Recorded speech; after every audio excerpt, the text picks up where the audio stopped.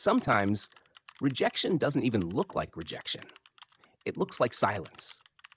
A text that stays undelivered but never becomes a reply. A job interview that ends with, "We'll be in touch." You already know they won't. Or sitting in a meeting, sharing an idea, and watching it pass like you never spoke. And in that moment, something shifts inside you, not loudly, but deeply. And before you even think, your mind already whispers, maybe it's me. As psychologist Roy Baumeister found in his research on social exclusion, the brain processes rejection in the same region as physical pain. But the real wound isn't the rejection itself. It's the meaning you assign to it afterward. Rejection doesn't define you in the moment. It defines you in the story you tell yourself after. And that story can last far longer than the event itself. Let's make this real. You apply for a job in San Francisco. You refresh your email every few hours. You think, this one feels right. Then nothing, no response, just silence. Or you're in a group chat. You send something light, funny. You wait, seen, no reply. Or you finally ask someone out.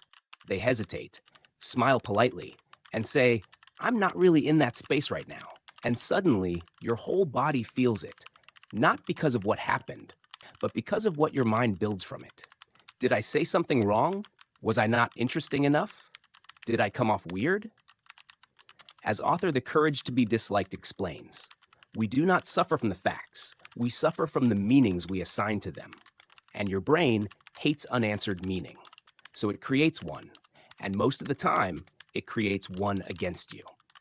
Most emotional pain is not caused by rejection itself. It's caused by the interpretation you attach to it. One event, a rewritten identity. That's where the damage multiplies. In reality, most rejection has nothing to do with your worth. It's mismatch, timing, context, expectations. But emotionally, your brain doesn't process nuance. It processes survival. So they didn't choose me becomes, there must be something wrong with me. As Carl Rogers emphasized, a person's worth is not conditional on external approval. But emotionally, we forget that instantly. Imagine this. You try selling winter jackets in Miami. Nobody buys them. Does that mean the jackets are worthless or just not the right environment? That's rejection, most of the time. But emotionally, you feel like you are the product, not the context. And that's why it cuts so deep. Rejection is rarely about value. It is almost always about alignment you didn't see yet, but your mind turns alignment into identity. And that's where it hurts. Nobody teaches you how to handle rejection, so people adapt. They become more careful, more polite, more low risk in how they show up. They reread messages before sending. They delay replies so they don't seem too eager. They stop expressing opinions too strongly, not because they want to, but because they remember the feeling. As Daring Greatly explains, we numb vulnerability to avoid shame. But in doing so, we also numb joy and connection. And slowly, people stop showing up fully, just to avoid rejection again. But here's the shift most people never make. You don't heal rejection by avoiding it. You heal it by separating. What happened? From what it means about you. Because those are not the same thing.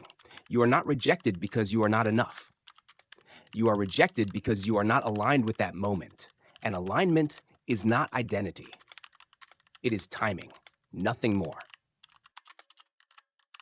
At some point, something changes. You still feel rejection. That doesn't disappear, but it stops defining you. You stop chasing every yes. You stop collapsing every no into self-worth, and you begin to see something clearer. As Eckhart Tolle often teaches, the present moment is all you ever have. Not the rejection, not the memory, not the story, just this moment. And slowly, rejection stops being a verdict and becomes information, something you can learn from. Not something you must become. Rejection hurts the most when you turn it into a definition of who you are. But the moment you stop doing that, it becomes just feedback from life. And feedback doesn't break you, it redirects you. If rejection has been something you've been carrying, you're not alone. Share your experience in the comments if you want. And if this helped you see it differently, subscribe for more. Because sometimes the hardest part isn't hearing no, it's learning not to become it.